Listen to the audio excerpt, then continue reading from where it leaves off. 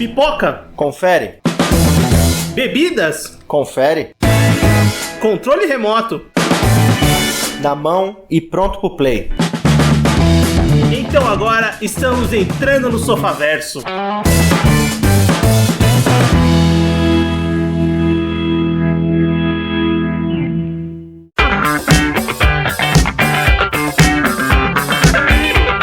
Muito bem, Sofaverso começando, voltamos para mais um episódio do seu podcast e hoje vamos falar sobre typecasting. E pra isso eu tô com o Everton. Fala pessoal, beleza? Eu tô com o Anderson. Opa, tudo bem? O que seria o typecast do podcast, Vinícius? Consegue explicar? Olha, typecasting do podcast? Eu consigo explicar o nosso tema do podcast especificamente. Não, mas eu posso reduzir, por exemplo, falar sempre, eu tô sempre enchendo o saco do Vinícius, o Vinícius tá sempre fazendo algum outro comentário mais fora de hora ali e tal, o Everton é sempre o cérebro da equipe e coisas desse tipo, né? O papel de chato sempre de alguém. Sempre é meu, exatamente. Ou quem sempre erra é alguém específico. Bem por aí, cara. Mas bem colocado, Anderson. Bem, eu sou o Vinícius e a gente vai falar sobre typecasting, que é, ao pé da letra, escalação por tipo. O que é? Muita gente pode não lembrar do termo, ou não conhecer o termo, mas typecasting é aqueles atores e atrizes que sempre são escalados pra viver os mesmos papéis, entre aspas. Personagens que têm os mesmos aspectos ali, que sempre tem o mesmo estereótipo, eles são sempre marcados por algum tipo de característica dentro da sua construção de personagem. Então tem muitos atores e atrizes que participam ali de vários filmes e você fala assim, nossa, mas ele já fez esse papel em algum lugar. É sempre o tipo de papel e, apesar das poucas diferenças, o cerne, o centro dele é sempre o mesmo, sabe? É aquela coisa, ou é sempre um cara durão, ou é sempre a mocinha, ou é sempre o bobinho engraçadinho e esse tipo de coisa. A gente vai citar ao longo do programa, mas a ideia é essa, é você caracterizar um ator ou atriz. Eu me pergunto também se não diretor, porque a gente vê muito diretor fazendo o mesmo filme várias vezes. Isso a gente vai discutir ao longo do programa. Que são reconhecidamente notórios por fazerem sempre a mesma coisa. Você já espera que ele vá fazer aquele tipo de papel, né? Não, exatamente, cara. E, isso é uma coisa que a gente se depara e acontece como marca na hora que a gente tá assistindo filmes, séries, produções em geral. A gente sempre se depara com um caso desse, brinca. E muitas vezes a gente já brincou aqui no próprio podcast, né? Em outros episódios sobre isso. E a gente vai conversar um pouquinho sobre essa característica, o typecasting, vamos dar exemplos. Eu quero começar, pra gente começar conversando sobre uma coisa. Eu acho que o typecasting, ele é bom ou ruim, ou ele é os dois? Depende. A melhor pessoa pra dizer se é bom ou não é o próprio ator dizer se aquilo serve ou não pra ela.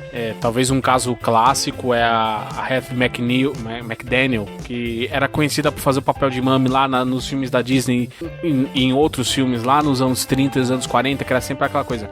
Era a mulher negra, mais velha, que tomava conta de uma família de brancos, que adorava as crianças adoravam ela e etc. E ela diz uma frase que é muito importante pra definir se o typecast ou não é bom pra pessoa. Ela diz que ela preferia ganhar $100 interpretando os mesmos personagens sempre do que ganhar $100 sendo a personagem na vida real, sabe? Ela sempre fazia empregada, então era melhor $100 interpretando uma empregada do que $100 sendo uma empregada.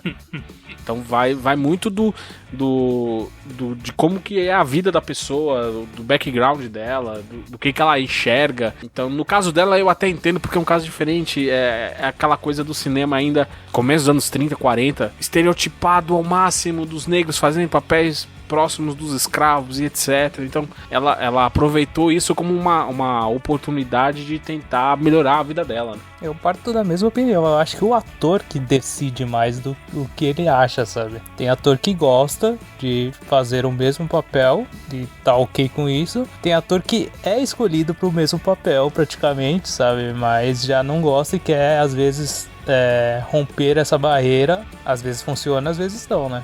Muitas vezes, ou diversas vezes, aceita porque afinal precisa sobreviver, né? Precisa do dinheiro pra pagar as contas no fim do dia, né? Tem atores que eu concordo com o que vocês falaram, né? Pra mim pode ser, depende mesmo, pode ser tão bom ou tão ruim, depende do próprio ator, da opinião dele, né? De como ele se sente fazendo esses papéis. E obviamente tem atores e atrizes que pegam ondas ali, que são filmes que eles encaixam por algum motivo e continuam fazendo. E posteriormente, se a carreira dele é longínqua, porque tem atores que não têm a carreira longínqua justamente pelo typecasting, conseguem fazer papéis que saem um pouco daquela zona de conforto. E tem muitos atores que vai e voltam dessa zona de conforto e desses papéis que ficam característicos, né? Eles flutuam muito bem e não tem problema nenhum em voltar para aquelas marcas que eles têm. E para o pessoal que também, para nós que estamos assistindo os filmes, assim, às vezes o typecast, essa questão do cara interpretar sempre um personagem parecido, é meio que fica natural pra gente. Então a gente acaba assistindo um filme, às vezes, por essa característica do próprio ator, sabe? Porque no frigir dos ovos o cinema é uma grande indústria, então muitos estúdios, e isso é pedido diretamente no processo de teste de seleção de atores, que procurem pessoas que já sejam reconhecidas por determinado tipo de papel, porque aquilo vai vender, já é um chamariz, é fulano, a gente já tem uma breve ideia de como que vai ser, qual que é a obra que o estúdio tá tentando vender pra gente. Eu acho que você pode pensar até em várias fases do cinema, ou vários tipos de filme, que são muito marcantes pra gente, que são totalmente baseados em typecasting, em atores que encararam um tipo único de personagem. Eu vou dar um exemplo aqui, que eu acho que é um muito gritante o que a gente pensa, eu não sei se vocês pensaram também, que são os brucutus que a gente gosta tanto, né? Sim. Um dos primeiros exemplos, né? Pode lembrar assim, de imediato, né? Como a gente falou recentemente do Arnold Strong, que anos 80 foi basicamente isso na carreira dele. Porque qualquer filme que fosse, independente do ano, do diretor, etc., era o Schwarzenegger sendo o exército de um homem só, derrotando o vilão no final. Tem uma leve, mas assim, muito leve exceção, que é aquele filme, eu acho que é Inferno Vermelho, que ele faz um buddy cop junto com o James Belushi, mas a ideia é a mesma. É o cara fortão do leste asiático, do leste europeu ali, e etc. Então, e ele foi quebrar isso só no começo dos anos 90, quando ele foi fazer o já clássico, um Tira no Jardim de Infância, que onde é uma coisa meio comum que esses caras brucutus assim, eles tenham mostrado posteriormente talentos além de ser só o músculo, sabe? No caso dele, ele se deu bem, até relativamente bem como ator de comédia. Talvez a maior delas seja o Batman de 97. Aquele filme é uma piada de mau gosto gigante. Então, o Stallone nem tanto, mas ele ainda... O Stallone já tinha... O que é curioso, ele ficou marcado pelo typecast do Rambo, depois do próprio Rock, mas o Rock não começou como um typecast, ele começou como um ator dramático sério, né? Sim, sim. Mas o brucutu também, ele tem essa característica, às vezes ele sai da questão da ação e ele faz já uma comédia, sabe? É meio que um padrãozinho. Com o Arnold Schwarzenegger foi isso, o próprio Sylvester Stallone, cara, o Pare, Senão Mamãe Atira também. Isso é horroroso demais. Também é uma comédia, sabe? Então, eu acho que é meio que talvez seja mais palatável você observar esse cara que você tá acostumado a ver batendo em todo mundo numa situação dessa, sabe? Mais de risada e tal. Também, atualmente, o maior exemplo disso é o The Rock. Ultimamente tem sido o John Cena na série do Pacificador. Anderson, meio que mistura as coisas. Sim. Esse brucutu, que você pode pensar até lá no Charles Bronson, lá dos... Mas esse 1900 ficou bolinha, preso nesse papel, né? Que ficou totalmente preso no papel, no espírito. E que chega a ser até o Charles Bronson, posteriormente ali o Chuck Norris. E aí vai ter essa leva do Schwarzenegger, do Stallone, do Steven Seagal, que é mais ou menos essa época, que não é tão engraçado ou voltado pra esse lado pouco mais cômico. O Steven Seagal, pra mim, é o epiteto de como ser o pior deles, porque ele, além de fazer os piores filmes do gênero, ele fazia os filmes genéricos dentro de um gênero que já não era muito bom. E assim, e ele não consegue subverter isso, não só porque ele não tem uma capacidade, mas ele como pessoa também é um lixo. Sim, total. E tem essa evolução do brucutu, vamos dizer assim, esse typecasting ainda marca muito esses novos astros de ação que a gente tem hoje em dia, né? Tipo, vocês comentaram, o The Rock pra mim é o maior exemplo, né? Se você pensar nisso ali de um cara, porque eu preciso de um cara que tem um bom tom cômico, vai fazer um bom filme de ação, tal, chama público, The Rock tá ali. Até fiz uma brincadeira no episódio sobre os filmes de 2021, né? Que eu falei, você falou do Alerta Vermelho, eu falei, caramba, o The Rock faz um policial, nossa, que impressionante, alguém surpresa, da lei, né? Sabe? Porque é o tipo dele, sabe? Ele é o cara boa pinta, o cara que passa confiança e tal, que é um puta ator de ação, sabe? Então, ele é bem característico pra isso, sabe? Então, ele é um ótimo exemplo do que é um typecast, sabe? O próprio Vin Diesel também, né? O Vin Diesel fazendo o Vin Diesel todas as vezes. Sim, o Vin Diesel já é o Vin Diesel. Isso já é aquele tipo do herói que é o bonzão, sabe? Que ele não tem falhas, ele sempre vai ser o bonzão em tudo, sabe? O que me leva também a até uma surpresa boa, que é aquele filme dele Sob Suspeita, onde, curiosamente, ele não é o brucutu careca bombado. Pra começar, ele tem cabelo naquele filme. E ele é um presidiário que interpreta e aí ele vira o advogado dele mesmo, porque ele não quer defensoria pública, etc. O filme de 2006, se eu não me engano. E é um filme bem legal, e você olha e fala, pô, esse cara, se ele quisesse se esforçasse um pouquinho mais, talvez ele pudesse entregar coisas melhores. Mas logo em seguida ele volta com o Triple X, e aí é o Vin Diesel. A diferença, como eu já falei, do Triple X pro Toretto, é que o Triple X geralmente ele tá num veículo no ar, mas hoje nem isso tem mais, né? Os carros voam também, Velozes Furiosos, então não tem diferença entre o Toretto e o Triple X, sabe? Não, diferença, e também com o Riddick não tem diferença, é o Toretto do espaço. Também tem isso. O último caçador de bruxas também. É o Toretto com magia. É o Toretto com uma espada. É o Toretto com espada. Não, mas então, tanto que o maior papel dele atualmente, e esse realmente, a maior interpretação dele, é sendo o Groot. Exatamente. Com certeza. Porque ele teve que aprender a falar eu sou o Groot em sei lá quantos idiomas, né? Deve ter sido um trabalho tanto pra ele. E, cara, eu acho que diretamente ligado com essa ideia dos brucutus, do typecasting, já que a gente tá falando em cinema de ação, os próprios artistas marciais que se tornaram grandes astros do cinema é um typecasting muito forte, né, também. Também, cara. Principalmente os que... tem aquela questão dos atores que fizeram muito sucesso no cinema oriental, né? E depois, quando eles fazem um filme no ocidente, né, em Hollywood, aí acaba virando aquela mania, sabe? Foi o que aconteceu com o Jack Chan, o que aconteceu com o Jet Li. Sim, o próprio Bruce Lee. Mas o Bruce Lee é americano, pô. Não, sim, mas eu digo, é um artista marcial em ascensão, né? Ah, sim, entendi. Não, mas isso não só eles também, né? Um outro exemplo de typecast é o grandioso Jean-Claude Van Damme, o belga, que é exatamente isso, é a ideia do cara, o lutador de arte marcial desconhecido ali, que faz aquele tipo de... Apesar que ele, no começo da filmografia dele, tem filmes onde ele é capanga do vilão, também é um tipo de typecast, né? Tem o vilão e ele é o capanga mudo, que bate pra caramba, mas no final ele sempre perde, né? E depois ele vai se estabelecer como o herói, como o mocinho dos filmes. Ele até tentou se reinventar fazendo um filme meio de comédia com o Aidan Brody, não o pianista, o cara do The O.C. E que eu esqueci o nome, mas o filme é isso, é totalmente esquecível. Com o Aidan Brody menos famoso, no caso. Não, um é Adrian, que é o pianista, o outro é Aidan. Seria Adão Brody, enfim. Mas a melhor cena daquele filme é quando ele luta com um tigre, tá ligado? Porque ele é meio que um coach picareta. Que coach não é picareta, né? Até redundância falar isso. Mas ele é meio que um coach ali que vai tentar dar lições de sobrevivência pra um grupo de empresários, etc. Enfim. Aqui não deu muito certo, né? Cara, não deu. Mas o Jean-Claude Van Damme é um desses exemplos que continua até hoje, vira e mexe, fazendo os filmes no mesmo molde que ele sempre fez a vida inteira, né? Vira e mexe, saiu na Netflix agora recentemente não, acho que é ano passado. Ano passado é recente, né? É um filme dele, né? Um filme dele de ação, qualquer coisa que eu não tive coragem de assistir, mas bem, existe. E ele tá produzindo conteúdo. Não, tem duas obras deles que eu acho que são interessantes porque fogem justamente desse estereótipo dele. Um é aquele JCVD, que é meio que um barra documentário, barra falsa biografia baseado nele, que ele tá interpretando um ator dramático e que tá procurando os papéis, etc e tal. Então é meio que misturado com a vida dele. E um outro projeto de uma série que tem no Prime Video, mas que durou pouco também, onde ele é meio que um espião 007 atrapalhado, assim.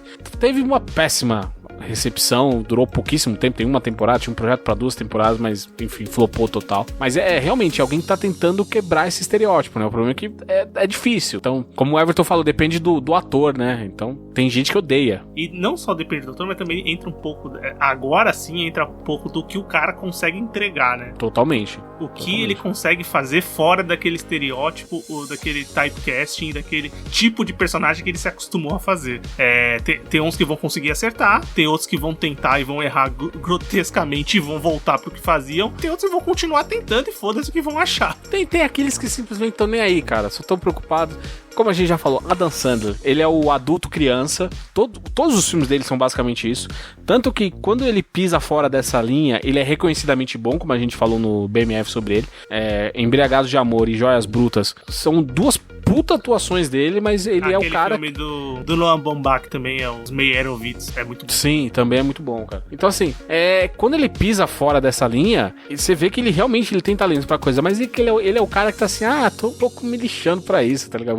Eu vou fazer o que eu gosto, do jeito que eu gosto, e eu tô nem aí. Isso é um tópico, o Adam Sandler entra num tópico também, assim como um grupo geral, de comediantes que são muito marcados pelo typecasting, e que virtualmente eles flutuam entre ali, eles têm uma ascensão, um tipo de filme que eles fazem no começo da carreira. O Adam Sandler é um ótimo exemplo que você deu, Anderson, mas tem outros, o Jim Carrey, por exemplo, acho que é um exemplo assim, muito marcante, né, do que ele conseguiu construir no começo da carreira dele, e logicamente depois ele vai flutuar em vários tipos de filme, acertando em alguns, errando brutamente em outros, mas é um exemplo também muito parecido com o do Adam Sandler. O Everton falou bem que enquanto os brucutus buscam um frescor na própria carreira em filmes de comédia, os atores cômicos, eles costumam partir para o drama, para mostrar que eles não são só caras que entregam piadas com bom tempo cômico, que eles são realmente dignos de serem chamados de atores, né? A gente já falou do Adam Sandler, do Jim Carrey, ultimamente o Steve Carell, você teve o próprio Will Ferrell também, para deleite do Everton, então esse tipo de coisa. O que me leva a um ponto contrário dessa situação, que talvez seja um dos maiores nomes que a gente fala de comédia, pelo menos no Brasil, para quem viveu final dos anos 80, começo dos anos 90, talvez tenha sido a referência de comédia ali, que é o Leslie Nielsen, que todo mundo vai lembrar da trilogia Corra que a Polícia Vem Aí, Aperta os Cintos, o Piloto Sumiu, esse tipo de comédia. Só que ele quebrou o estereótipo dele justamente indo pra comédia. A maior parte da carreira dele era focada em filmes de drama, então onde ele era o cara ali, o especialista em alguma coisa, um chefe, sabe, ou alguém com muito conhecimento, e aí apareceu o papel do filme Airplane pra ele, que ele interpretou maravilhosamente bem, e aquilo foi a virada na carreira dele. Ele saiu de um tipo de typecast que era pra ele, funcionava, mas era um pouco menor, por um outro que realmente explodiu e colocou o nome dele na lista dos maiores, sabe? Cara, isso aí é muito legal, né? Tipo, e é uma coisa que eu acho que não é muita gente que sabe, né? Dessa virada totalmente, porque às vezes a gente conhece o ator ou a atriz pelos grandes sucessos, né? E aí a partir daí tem todo esse começo da carreira, ou então os filmes principais que a gente conhece ali da filmografia, e não vê essas diferenças, né? Essas tentativas e essas mudanças, como essa que você comentou agora. É muito interessante. Porque pra gente ele já chegou justamente por conta dos filmes de comédia. Sim, exatamente. São os que chegam pra gente, né? Essa parte da comédia é muito... e hoje também é uma coisa que continua em voga e vende muito. E os diferentes tipos de comédia, a gente comentou Jim Carrey, Steve Carell, Adam Sandler, o Ben Stiller também é um cara que flutua muito bem dessa parte da comédia, né? Comédia, e depois faz filmes dramáticos, até dirige filmes que tem esse teor. E os tipos de comédia, né? Os tipos de atores que participam de filmes diferentes. Por exemplo, tem o typecasting máximo da comédia, aí é uma comédia ruim, na minha opinião, que é aquela comédia americana dos anos 90. Por exemplo, o American Pie, o Todo Mundo em Pânico. O Sean William é um ator que ficou conhecidíssimo nesses anos, que ele fazia todos esses filmes, né? Ele é pra sempre o Stifler, cara. Ele é o Stifler, tá ligado? É isso. Não tem nome, ele é o Stifler. Ele até participou da terceira temporada da série Máquina Mortífera, entrando no lugar do outro cara que despirocou. E ele era o Stifler policial, velho. Sim, nossa, ali, esse cara é aquela marca. E é justamente nesse surfar na onda do que estavam precisando, do que tava dando certo, e de como ele vai carregar nos filmes e o que ele vai ter que entregar. Ele tem que entregar aquilo. Então, funcionou super bem, que eu tenho certeza que ele fez um bom dinheiro fazendo esses papéis durante a carreira dele. Certamente. Eu queria ter o dinheiro que ele tem fazendo o Stifler, cara. Porra, com certeza. E o Sean William é um exemplo, e eu vejo um exemplo mais recente com o Seth Rogen.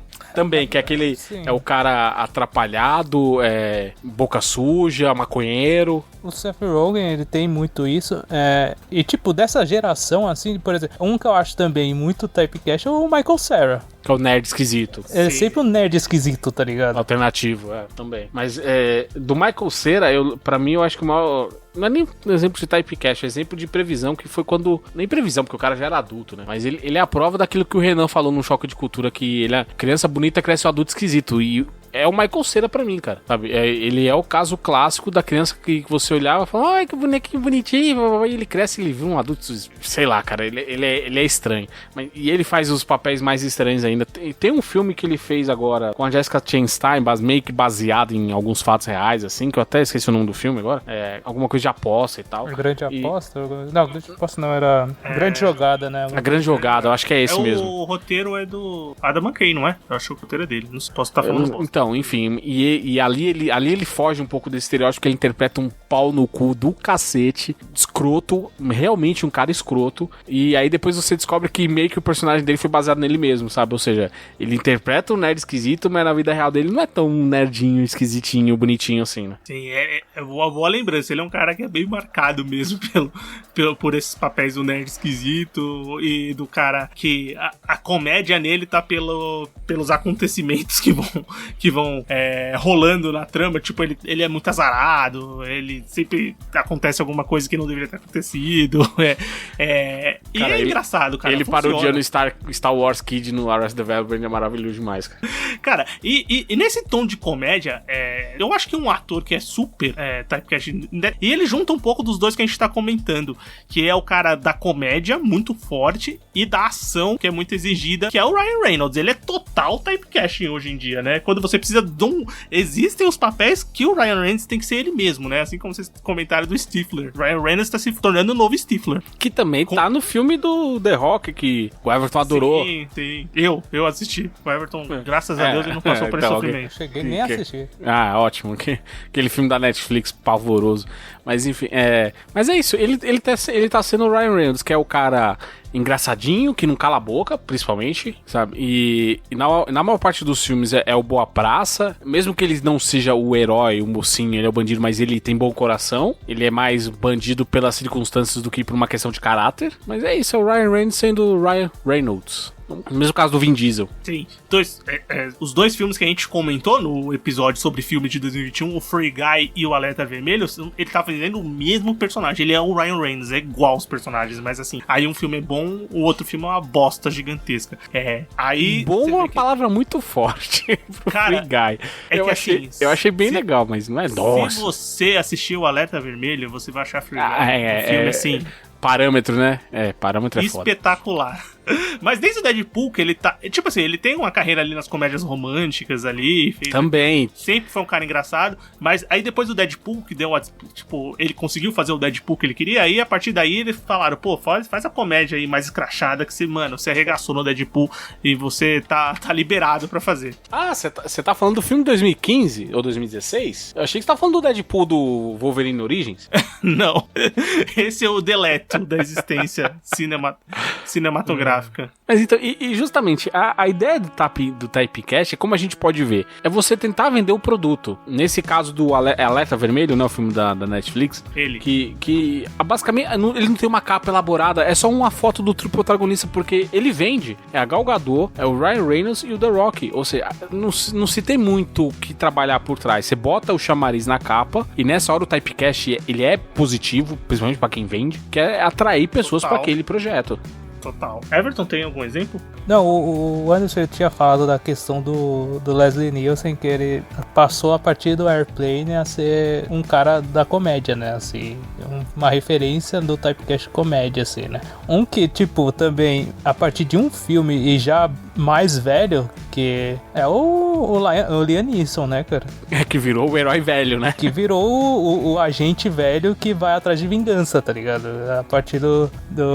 Caralho, esqueci o nome do filme. Busca Implacável.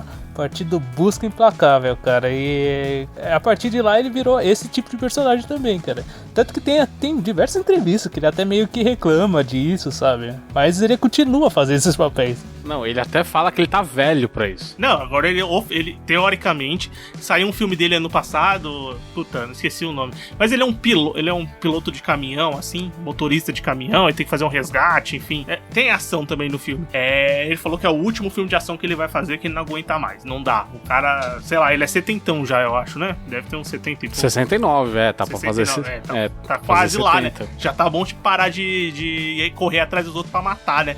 Mas isso é total, né, Everton? porque o cara tinha uma carreira bem drama, né? Mas ele fazia algumas coisas de ação, assim, mas não depois do Busca Implacável, pô, virou, assim, o carro-chefe do que ele vai fazer no cinema, né?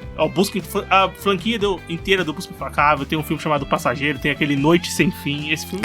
Que são os mesmos filmes. É o mesmo filme, tem um que saiu ano passado, chama The Marksman, ele também é um... Desconhecido. Tem muito filme, cara. Ele fez vários, realmente. Ele ficou muito marcado. E, logicamente, até quando ele vai pra filmes assim, tipo, ele fez o Batman Begins, ele é um vilão no Batman Begins, ele tá fazendo alguma coisa de ação, não é necessariamente o cara durão e o Em Busca de Vingança ou o militar. Não, mas como não?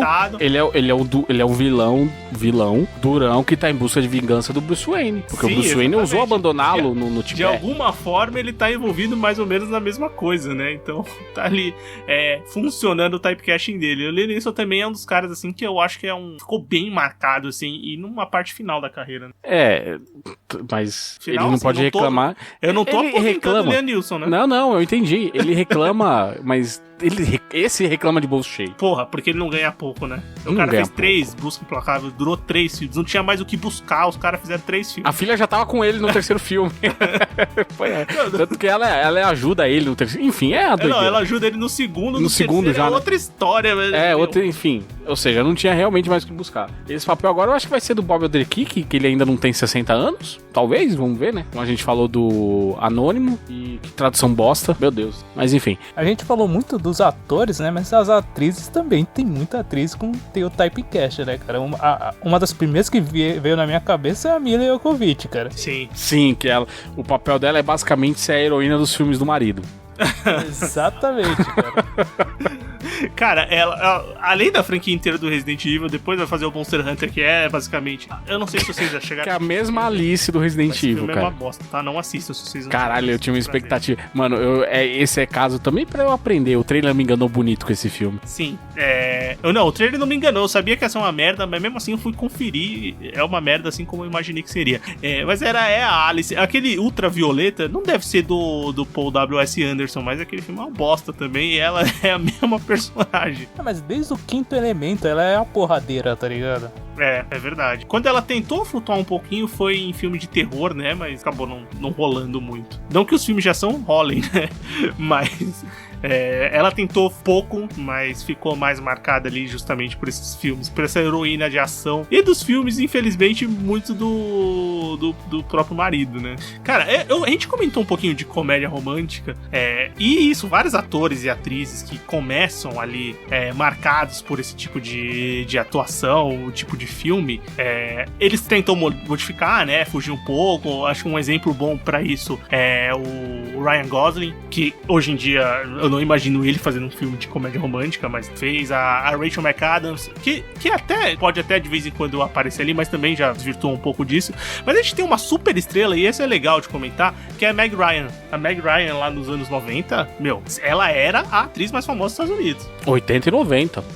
Final dos 80, né? Começo dos 90 ali. Ela era a atriz mais famosa dos Estados Unidos justamente por esses papéis marcados na comédia romântica, né? Era a namoradinha da América, né? Ficou muito marcada, muito marcada. Então, e o caso dela é um caso interessante porque ela era tão marcada nesse tipo de papel, de ser aquele dia da América, bonitinha, perfeitinha, que todo mundo gosta, com um sorriso bonito, jovem, que quando ela foi fazer um papel dramático que fugia disso, e uma das cenas envolvia um topless, cara, isso acabou com a carreira dela. Você pode ver que ela dificilmente aparece hoje. É tudo por causa de um pequeno papel que quebrou a magia da mocinha, sabe, aquela coisa do encanto da colegial americana que se quebrou. E isso fala muito da sociedade dos Estados Unidos como um todo também. Sim, isso é bem verdade. Eu acho que ela tinha os seus 40 anos quando sim, ela já... O que é pior, ela não era já não era mais a queridinha, ela já era a mãe da América quase, né? Então, que absurdo ela aparecer com os peitos de fora. Não, e essa crise dela é bem interessante, porque você às vezes vê lá, puta, nossa atriz fazia filme, né? O que aconteceu? Cidade dos Anjos, com o nosso glorioso Nicolau Gaiola, com um galã diretamente do céu. Esse cara só podia ser divino mesmo. Só apontar o negócio com relação ao Nicolas Cage, ele é a antítese do typecast, porque ele faz qualquer coisa, tá ligado? E nem sempre é parecido um com o outro, tá ligado? Qualquer coisa aleatória, sabe? Ele realmente não é... Ele não pode ser citado aqui como typecasting, só com o contrário. porque o homem, ele é uma máquina de fazer papéis diferentes. Outro cara nessa linha também é o Gary Oldman, que também, claro, ele tem muito mais projetos bem-sucedidos do que o nosso amado Nicolau Gaiola, mas Nicolau Gaiola mora nos nossos corações, né, cara? Mas o Gary Oldman também, tanto é que você procura na internet, você acha comparações dentre os personagens e arquétipos, são coisas, ele vai da água pro vinho, assim, rapidinho, sabe? Mas voltando à questão da Meg Ryan, também me lembra no começo dos anos 90, segunda metade dos anos 90, começo dos anos 2000, que era justamente a caracterização dada pra Charlize Theron, que era sempre a bela, meio submissa ali, quietinha e tal, mas realmente muito bonita, muito chamativa, que ela só foi quebrar essa barreira de vez e se firmar como atriz quando ela fez o filme Monster, eu não lembro o nome do filme em português, não sei se tá Monstro, que ela interpreta uma assassina, o qual deu um Oscar de melhor atriz pra ela. É da Patty Jenkins esse filme. Isso, mas que é um filme, que é um papel totalmente absurdo. Se você comparar o que a Charlize Theron vinha fazendo até 2004, mais ou menos, a época do filme, você não diria que aquele era um papel que casaria com ela. E ela foi lá e quebrou a cara de todo mundo e mostrou que ela não era um rostinho bonito, ela é uma atriz muito competente. Hoje, eu acho que ela tá caindo num typecast perigoso, que é fazer filmes de ação. Ela fez o Atômica, que é legal, mas depois ela fez o Velozes e Furiosos, que... Sim. E aí tá fazendo... Tem aquele outro da Netflix também, que é meio... que parece muito com aquele outro que ela fez o... Caralho, eu esqueci o nome agora. Um que ela fez na primeira metade dos anos 2000 também. Parecido com Ultravioleta. O The Old Guard. Não, The Old Guard da Netflix. Ela fez o Iron Flux, exatamente. Bem, obrigado. Então ela ainda consegue transitar entre filmes diferentes. Tanto que ela fez um filme de comédia escrachada com Seth Rogen. E ela era o casal do Seth Rogen. Quem iria imaginar que o filme funcionaria? O filme é bem legal. Eu tenho vontade de ver esse filme. Dizem que é bem legal mesmo. Ele quebra alguns estereótipos que a gente tem, sabe? Então ele é bem bacana. O The Old Guard, ele é uma atômica ali com um pouco de ficção e fantasia. É um filme legal, assim, é divertido, mas não é, nada espetacular também. Eu acho que o maior papel dela nos últimos anos é a Furiosa mesmo, sabe? Sim, com certeza. Porque esse é um papel de uma vida, né? Ficar marcado. Mas, você tá falando de atriz, tem uma atriz também que é muito marcada, e é engraçado que ela é muito marcada e tem até comentários dela, que é a Keira Knightley. A Keira Knightley é muito marcada por filmes de época, né? Ali ela fez Orgulho e Preconceito, A Duquesa, enfim, tem um monte de filmes ali que ela fez ali de época. E ela ficou muito marcada por esses papéis. E já perguntaram pra ela se ela não se incomoda. Ela fala que o problema é que ela lê os roteiros e ela gosta demais disso. Então ela acaba fazendo os filmes. Então é um tipo de typecast que pro ator tá funcionando, porque ele se sente confortável em fazer aquilo, né? Pra atriz, no caso. Ela já reclamou disso mais jovem, mas de uns tempos depois eu acho que o bolso pesou, sabe? Tá bom, tá pagando minhas contas, e muito bem paga as contas, aliás, né? Não deve estar ganhando mal, né? Ela não ganha pouco, então é o tipo de typecast que eu não acharia todo ruim, não. Mas seguindo essa linha de atriz, eu preciso citar uma atriz que não é do circuito norte-americano dos cinemas, essa é do Brasil, Zil, que é a Suzana Vieira, atriz, todo mundo vê na Globo. Que é justamente, ela faz o mesmo papel sempre. Que é a matriarca, ela é uma mulher de personalidade forte, ela é poderosa, as pessoas têm medo e muito respeito por ela. Aí o que varia às vezes um personagem é rico, às vezes o personagem não é rico, mas essencialmente é a mesma personagem em todas as novelas que ela faz. Mas novela, os arquétipos das novelas é praticamente um typecast, né, cara? Sim, mas eu acho importante citar porque tem uns que são mais que outros. Sem dúvida, cara. Porque eu acho ela incrível, no pior sentido da palavra, é totalmente averso ao incrível, que ela, mesmo tendo essas personalidades, ela é essa mesma pessoa, vilã e mocinha, sabe? Ou seja, ela não tem um meio termo ali, um equilíbrio, sabe? Cara, tava passando... Minha mãe assiste muito o Viva, né? Que é o canal que passa as novelas antigas, né? E tem o Elias Glazer, cara, ele era o avô do Brasil, tá ligado? Porque, mano, sim, ele é a cara do avô. Sim, ele é o perfil do avô. Ele é o perfil do avô, tá ligado? E o que eu achava mais maravilhoso, não sei se vocês vão lembrar, ele morava aqui no Bom Retiro, cara, aqui na Rua Guarani, perto perto da padaria Sanremo aqui, cara. Sim, essa vai ser bem localizada, hein? Poucos ouvintes vão pegar essa referência. Mas ele morava aqui no Bom Retiro. É perto de onde a gente mora aqui, ouvinte. É nossa região, nosso pedaço. Isso. Então vira e mexe, você andava pelo bairro e você encontrava com ele aí, cara. Depois, mais pro final da vida, ele foi morar no Rio de Janeiro, onde ele acabou falecendo, infelizmente e tal. Mas ali, anos 90, quando a gente era criança e andava pelo bar, encontrava com ele direto ali, cara. E realmente, ele era essa figura do vovô da galera, sabe? Sim, isso que o Web falou é verdade. A novela é um typecast gigantesco, né? E muitos atores se baseiam nisso. Cara, a gente comentou de cara tem vários astros, assim, que não só eles flutuam muito, e quando eu digo que às vezes tinham uns atores, atrizes, que eles faziam papéis que eles ficavam muito marcados em tipos de atores e depois eles faziam outras coisas e acabavam voltando pra zona de conforto. Zona de conforto não, dos papéis que os marcaram, assim, pra um tipo de papel que os marcaram. Tem vários exemplos que a gente pode citar, mas tem uma trinca que fez um filminho em 2019 chamado Irlandês, que eu acho que é bem marcante pra isso, né? Que é Robert De Niro, Al Pacino e Joe Pesci. Eles são mafiosos pro resto da vida, eles podem fazer o que eles quiserem, e eles fizeram muitas coisas, mas eles são mafiosos. Talvez, eu diria que o De Niro os menos. O De Niro é menos, assim. Ele tem papéis... Claro, chegou uma época na vida dele onde ele fazia o mesmo papel do velho rabugento sempre, em todos os filmes. Principalmente naqueles filmes com Ben Stiller. Aí o velho rabugento pode ser na empresa, pode ser na máfia, pode ser na polícia. Ele vai ser um velho rabugento, só vai mudar as instituições que ele participa. Mas ele, ao longo da carreira dele, ele tem papéis diferentes. Muito diferentes, aliás. Ele fez um jovem Vito Corleone no Poderoso Chefão Parte 2, que é a figura do mafioso, que é o pai do personagem do Al Pacino, né, o Michael Corleone. Mas também ele fez o filme do Scorsese, O Rei da Comédia, que é uma vibe totalmente diferente. É um negócio mais puxado pro humor macabro ali, meio sombrio. Tanto que o outro parceiro de filme é o Jerry Lewis, né? O outro grande personagem do filme. Então, ele tem o Taxi Driver. Taxi Driver, talvez o segundo papel que ele seja mais conhecido. Pra muitos é o primeiro. Você tem o The Deer Hunter, que eu esqueci o nome em português, o filme do Michael Cimino, que ele faz com o Christopher Walken também. Que ele é um cara que tem problemas psicológicos por conta da guerra do Vietnã, um cara totalmente traumatizado. É totalmente diferente desse que a gente já falou aqui, mas Pacino e Pesci, eles são marcados justamente pela figura do mafioso durão ali, aquela coisa, sabe, pela honra e pela família, independente dos meios que cada um aplique pra manter essa linha, né, essa conduta. Sim. E outra, isso é um typecasting perfeito, porque todas as vezes que eles entregam isso, eles entregam de maneira primorosa, né? O Pacino, ele consegue ser o mafioso durão até quando ele é o policial, cara. Sim, cara, ele é o mafioso naquele, por exemplo, no Fogo Contra Fogo do Michael Mann, ele é o policial. Ele é o policial, mas ele é mafiosaço. Não, ele é o policial, o mafioso é o De Niro.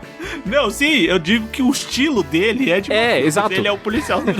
Não, você só sabe que ele é o policial porque o filme falou que ele é policial. Porque se não fala, você fala, beleza, é outro mafioso, tá ligado? É outro bandido, exatamente, esse é o ponto. Eu ia falar que ele tem cara de mafioso até cego dançando tango, cara. Exato. Mas ele foi o maior vilão de todos, que foi o Diabo. Sim. O advogado do Diabo. Então... Mas o Joe Pesci também quebrou um pouco isso, porque ele eu acho interessante, porque ele era marcado pelos filmes de dramas muito fortes, com personagens não só mafiosos, mas com personalidades extremamente fortes, como ele é, claro, o clássico Tommy DeVito de Os Intocáveis, Os Bons Companheiros, desculpa, e também como o irmão do De Niro no filme Touro Indomável, que ele não era bem um mafioso, mas era um cara realmente extremamente rígido, que batia no irmão, aquela coisa toda, violento e tal. Como que no ano onde ele saiu em Bons Companheiros, ele quebrou totalmente isso, sendo um vilão de filme de família em Esqueceram de Mim, cara. Sabe, eu acho maravilhoso como ele faz essa quebra dentro do mesmo ano. E aí depois ele foi fazer Máquina Mortífera e tal. Aí Máquina Mortífera é o mesmo personagem do Esqueceram de Mim, mas dessa vez ele ajudando os policiais, não sendo o bandido da história. Eles são exemplos que eu trouxe, assim, que tem esse typecasting, mas que conseguiram fazer coisas, assim, geniais, incríveis. Por isso que são grandes atores e reconhecidos pra caralho. Por isso todo mundo ficou de cueca molhada quando falaram que ia ter os três no mesmo filme, cara, atuando juntos. E não era à toa que deu no que deu, né? Filmaço do caralho, né? Pra errar ia ser muito difícil. E aí, mais algum exemplo? Eu queria falar mais um de novela também, claro, porque a Eterna Musa sofreu. A gente já foi, né, Vinícius? a nossa Eterna Musa sofrida, que é a Thalia. Atriz e cantora mexicana. Cara, porque ela fez a mesma personagem em 4 novelas diferentes, todas passadas no SBT. Ali, que é aquela coisa, é a pobre, sofrida. Literalmente com os mesmos nomes, né? Não, e os mesmos nomes, né? É Maria, é Marimar, é Maria do Bar, enfim, é a grande Thalia. Mas 2 que eu não posso deixar de citar. Um que o Everton adora, que é o Peter Stormare. É o sueco louco que é sempre o bandido vilão do leste europeu. Talvez o caso mais famoso de todos. Eu tava já pensando nele. É o caso mais famoso de typecast que a gente pode falar, sei lá, nos últimos 30 anos, talvez. Pô, a gente precisa de um vilão com sotaque. chama o Peter, é isso, sempre. Nos filmes do John Wick, o Keanu Reeves também tá meio que fazendo typecast ultimamente, ele tá sendo o John Wick em todos os filmes. Sim. E pra mim, talvez, um que eu gosto de falar é que poucas pessoas lembram, que é o Danny Trejo, que, puta merda, é sempre o vilão ticano louco. O famoso Mexican from Hell, cara. Um mexicano do inferno, exatamente. Mesmo quando ele vai fugir disso, que ele faz na série Pequenos Espiões com Robert Rodrigues, que aliás que é um parceiro de longa data dele, ele é o ticano, louco e perigoso, mas dessa vez ele joga no time dos heróis. E claro que tem o Machete, onde ele só é louco e perigoso, sabe? Ele é uma máquina, ele é quase o Jason no Halloween Kills, ele sai matando tudo que passa na frente dele. Eu ia citar outro ator também, que é o outro ticano, que é o Noel Guglielmi, cara. Não sei se vocês estão ligados no nome, quem é essa pessoa. Pelo nome, não. Procura, ele faz o Hector em todas as séries e filmes possíveis, sabe? Eu tô ligado qual é que é. Ah, nossa! Sim, mano, eu tô ligado. Esse é o typecast do typecast, tá ligado? Não, ele é... Mano, mas um cara desse não fica sem emprego, velho. Ele ganha dinheiro, velho. Pode ser pouco, mano, mas ele faz algum dinheiro, velho. Ele tá realmente pra caralho, mano. Todo filme ele tá...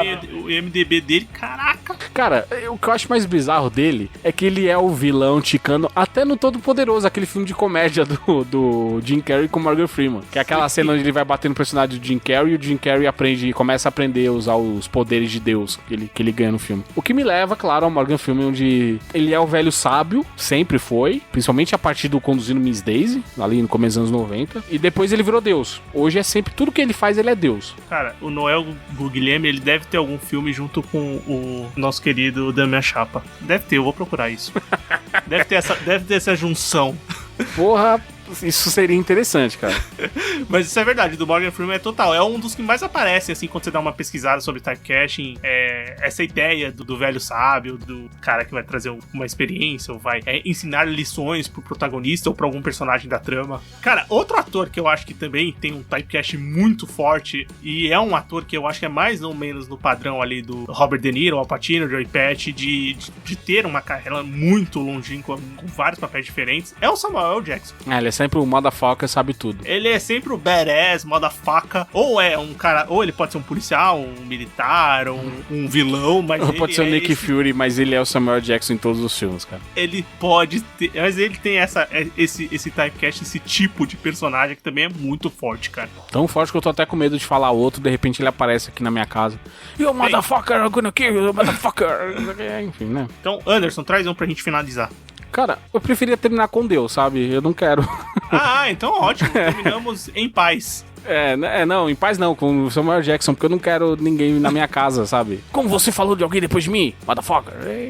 Isso. Cara, mas aqui, o que a gente comentou foram, assim, vários exemplos, né? Mas com certeza existem outros muitos exemplos. Você, ouvinte que tá escutando o episódio, com certeza vai se lembrar de algum ator ou atriz que vai ter uma característica muito marcante. Então comenta com a gente o que você acha, quem você lembrou, se você concorda ou não com o que a gente falou. Mas enfim, vamos pro bloco final? Bora.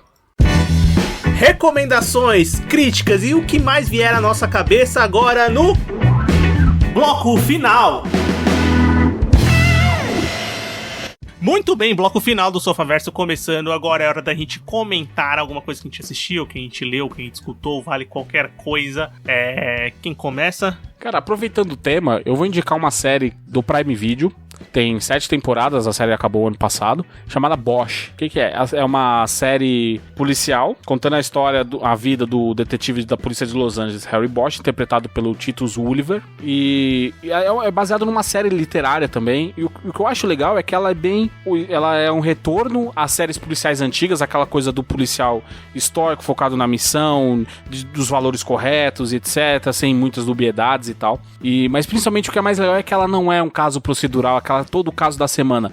É um caso por temporada. São 10 temporadas, são 10 episódios por temporada, 70 episódios, contando 7 casos diferentes, cada caso baseado num livro diferente. E um dos personagens da série, um dos personagens principais, é vivido pelo Lance Reddick, que muita gente vai lembrar como o Sharon dos filmes do John Wick, que também é um tipo de typecast que ele costuma fazer, que é o personal estoico, durão, de poucas palavras e muitas ordens, que as pessoas respeitam, e aí ele fez isso como o Philip Broyles em Fringe, talvez o Vinícius vai lembrar que ele começou a assistir. Ele foi o Johnny Basil, o detetive de polícia Johnny Basil na série Oz, que passou muito no SBT. Eu não assisti, Anderson, mas tem um vídeo dele no YouTube falando sobre typecast. Sim, tem. O ator falando. Eu exatamente, vídeo, exatamente. Eu vi a chamada, só tava procurando lá, apareceu o vídeo dele comentando justamente sobre esse assunto. E é claro, além disso ele também é cantor, né?